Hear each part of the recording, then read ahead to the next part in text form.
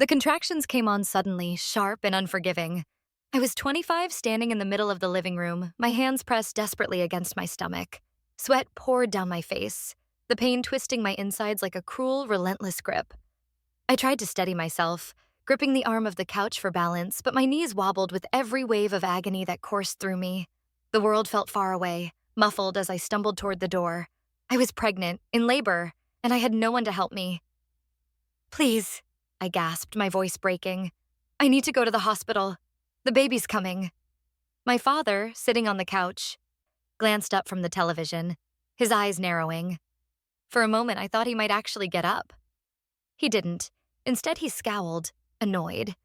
"What? Right now? You couldn't wait until after the game?" My mother, sitting across from him, didn't even look up. She smirked over the rim of her wine glass. "Oh, of course not. Trash always chooses the worst timing." She let out a laugh, one that sent a cold shiver down my spine. I felt my world shrink around me, my desperation building. "We have better things to do than drive you to the hospital," she added casually, her voice as sharp as glass. "You made this mess. Deal with it yourself." I couldn't process what they were saying. It didn't feel real.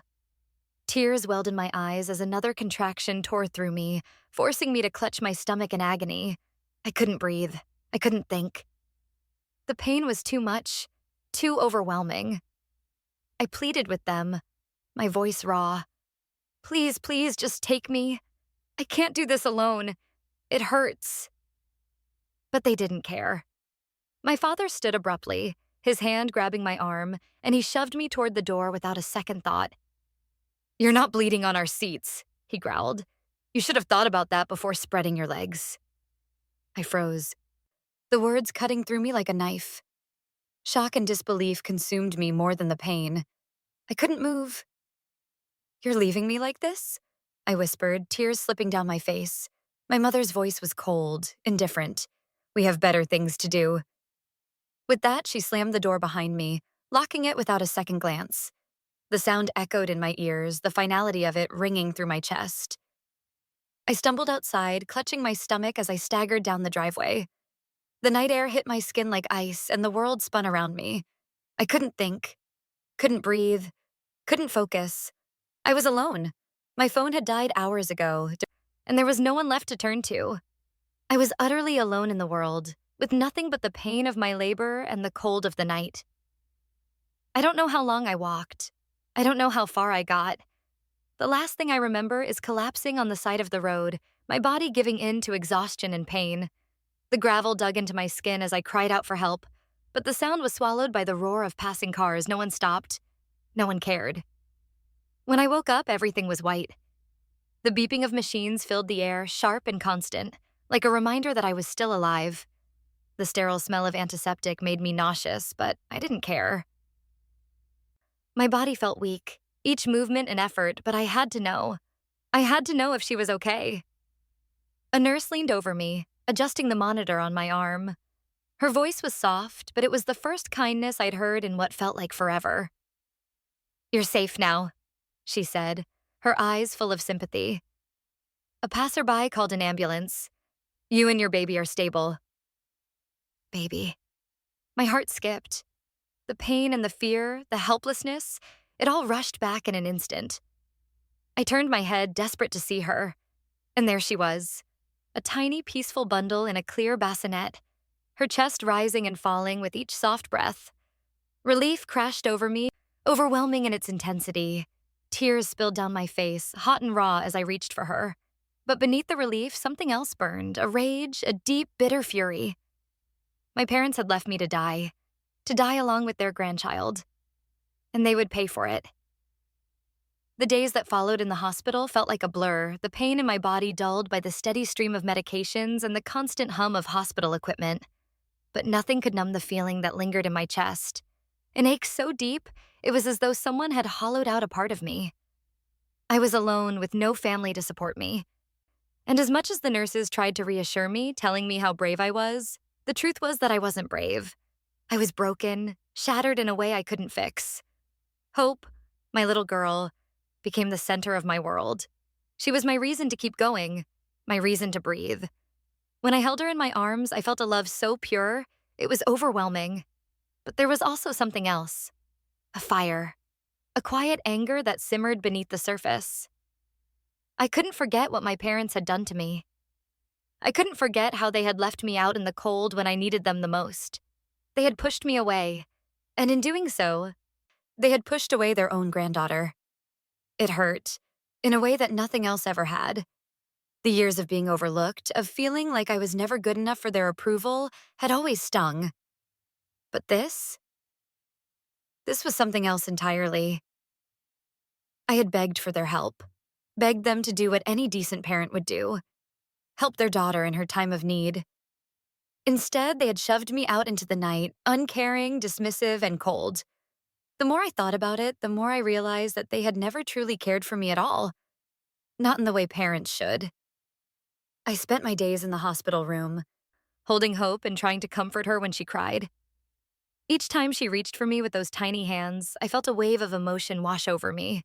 She was my redemption. She was my reason to be stronger than my parents had ever given me the chance to be. And yet, as much as I loved her, the bitterness inside me grew. I knew I could never forgive them for what they had done. Not this time. I spent nights lying awake, my mind racing. I thought about the years I had wasted trying to win their approval. All the times I had put myself last, ignored my own needs just to make them happy. And yet, no matter how hard I tried, it was never enough. They had always looked down on me, never seeing me for who I really was. It was as if my worth had always been tied to their opinion of me, and in that moment I realized that I no longer cared about their opinion. They had stripped me of everything that had once been important to me. My self-respect, my trust in them, and now even my love. I was done. Hope's tiny breaths were the only thing that kept me tethered to reality. Without her, I wasn't sure what I would have done. She was the one thing that I could still hold on to, the one thing that could give me the strength I needed to move forward. But I couldn't move forward without doing something. I couldn't just let them get away with what they had done. Not this time. So I began to plan. I didn't know exactly what I was going to do, but I knew that somehow I would make them see what they had done. They would pay for the way they had treated me, the way they had ignored me, dismissed me, and discarded me when I needed them most. I wouldn't let it go. I couldn't. I started small, collecting little pieces of evidence. I found the old voicemail recordings where my father had belittled me, mocked me for being weak. I collected screenshots of text messages where my mother had made cruel comments about my pregnancy, calling me a burden. I kept notes in a journal, writing down every time they had insulted me, every time they had made me feel less than. Each piece of evidence was like a tiny brick, building the foundation of something bigger. I didn't know yet how I would use it, but I knew I had to keep track of everything. I couldn't let them get away with it. Not again. The weeks passed slowly, each one dragging on as I recovered from the physical toll of childbirth. My body was weak, aching in places I never knew existed. But with every passing day, I felt stronger in a way I hadn't before. I wasn't the same person who had been pushed out of their house on that cold night. I wasn't the same person who had begged for help and been ignored. No, I was someone different now. Someone stronger. Someone who wouldn't let anyone, least of all my parents, walk all over me anymore. I started to visit the small corner store in my neighborhood, the one where I had been getting my groceries for years. It was run by a kind woman named Clara, who always had a smile for me when I came in. One afternoon, she stopped me as I was leaving the store, her face serious. "You're looking different," she said softly. "Stronger. I can see it in your eyes. What's happened?" I smiled at her, though the smile didn't reach my eyes. "I've just been through a lot," I said, my voice steady, but my heart was racing. "I've learned some hard lessons." She nodded, her gaze understanding. "You've always been strong, but now, I think you're finally starting to see it too." Her words stuck with me. I had always been strong, but I had never believed it until now. I had always let my parents define who I was, always let their rejection shape me. But not anymore. I was taking control now. I was the one in charge of my life, and I wasn't going to let anyone take that away from me. It was in that moment that I realized something. Revenge didn't need to be loud. It didn't need to be dramatic or immediate. It could be quiet. It could be calculated. And when the time came, it would be devastating. I would make sure they understood what they had done to me, to my daughter. I would make them feel the weight of their actions, and I would do it in a way that they could never deny. I would make them beg for the approval I had once desperately craved. And when they did, I would turn my back on them, just like they had turned their backs on me. I had a plan. It wasn't perfect yet, but it was coming together. I just needed a little more time. The day finally came when the plan began to take shape. I had spent weeks, months even, quietly gathering evidence, compiling recordings, and documenting every moment of rejection and cruelty. I had been patient, watching, waiting for the perfect opportunity to expose my parents for who they truly were. And now, the moment was within reach. I had a plan, and I was ready to put it into action. The annual neighborhood dinner was just around the corner. It was the one night my parents waited for all year, the night they could show off their so-called perfect life, their perfect family. It was the event where they could bask in the approval of their neighbors, colleagues, and friends, all while pretending to be the picture of success. They were always so eager to impress, to maintain their image as the perfect couple, the perfect family. They had been bragging about Jessica, my younger sister, for weeks. She had recently landed a job interview at a prestigious company, and they couldn't stop talking about it. They were so proud of her. Of course, they didn't mention me or Hope. No, we were the shame they kept hidden away. But this year, I wasn't going to let them hide behind their perfect image.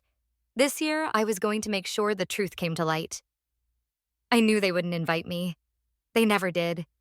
They didn't want someone like me, someone who had fallen from grace in their eyes to ruin their perfect night.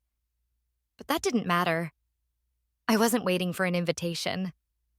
I had been preparing for this night for far too long. The day of the dinner, I dressed in my best, though it wasn't for them. I wasn't trying to impress anyone. I was simply making sure I looked the part. I had Hope with me, of course. She was the only one who mattered now. She was my reason for everything. As I walked down the street toward my parents' house, I felt a surge of confidence, something I hadn't felt in years. I wasn't the broken girl they had cast aside. I wasn't the daughter they had abandoned. I was a mother now, and I was stronger than they had ever given me credit for. When I arrived at their doorstep, I didn't hesitate. I didn't second-guess myself. I rang the bell and waited. It only took a moment for my mother to answer the door. She looked at me with that familiar mixture of surprise and disdain. Her smile was tight, forced. "Well, look who decided to show up," she said, her voice dripping with sarcasm. "I didn't think you'd be brave enough to come back." I could feel her judgment radiating off her, but I wasn't fazed. Not anymore. "I didn't come back for you," I said coldly. "I came for something else." Her expression faltered for a split second, but she quickly recovered, crossing her arms over her chest. "What are you doing here, then? You weren't invited." "I don't need an invitation," I replied, my voice steady. "I just need you to listen." Behind her, I could hear the sounds of laughter and clinking glasses. The party was in full swing. My father's voice echoed from the other room, booming as he proudly told some joke. The sounds of my parents' perfect life were like a mockery, and I wasn't about to let them get away with it. I pushed past my mother and stepped inside, Hope in my arms. I walked through the living room, where their friends and neighbors were gathered, smiling, laughing, as if everything was fine. They didn't know the truth. They didn't know what my parents were really like. I wasn't here to beg for their approval. I wasn't here to seek their forgiveness. I was here to expose them. I made my way toward the small stage they had set up for Jessica's shining moment, where my sister would undoubtedly talk about her job interview and bask in the glow of their pride. My parents stood there, their faces lit up with smug satisfaction as they introduced Jessica to their guests, their voices full of praise. They had no idea I was about to tear their perfect world apart. I stood in the back of the room, my heart pounding in my chest, and I pulled out the small tablet I had hidden in my bag. I connected it to the projector they had set up for the slideshow, and without a second thought, I pressed play. The room fell silent as the first audio clip played. My father's voice filled the space, but cruel and dismissive. You think we're chauffeurs? You should have thought about that before spreading your legs. Gasps erupted from the guests. Heads turned toward my mother, who was standing near the front of the room, her face draining of color. She tried to move, to stop the recording, but it was too late. The next clip played, and it was my mother's voice, cold and heartless. Better she dies now than later. One less parasite to feed. The silence in the room was deafening. The guests shifted uncomfortably, looking at each other in disbelief. Some of them took out their phones, recording the whole scene as it unfolded. The mask my parents had so carefully built over the years was crumbling in front of their eyes. What is this? My mother's voice cracked as she tried to gather herself. This isn't true. She's twisting everything. But the footage kept rolling. It showed my father shoving me out the door that night, calling me worthless. It showed my mother's disdainful laugh as I begged for help. There was no denying it. They had abandoned me when I needed them most. And now the world could see it too. I didn't give them a chance to speak. I stepped forward, holding Hope tightly in my arms, and addressed the room. This is the truth. The night I went into labor, I begged them to take me to the hospital. My father shoved me out the door. My mother told me they had better things to do. I collapsed on the roadside. A stranger saved me and my child. Not them. Never them. I turned slightly so the room could see Hope, healthy and alive, sleeping peacefully in my arms. They called her a parasite, I continued, my voice steady. They laughed while she gasped for air. But she's here because strangers cared more than her own blood. The shock on the faces of the guests was palpable. My father stood frozen, his face a mixture of anger and humiliation. My mother, shaking with rage, tried to grab the projector, but it was too late. The truth had already been exposed. Their perfect image, the one they had spent so many years building, had been shattered, and they would never be able to put it back together again.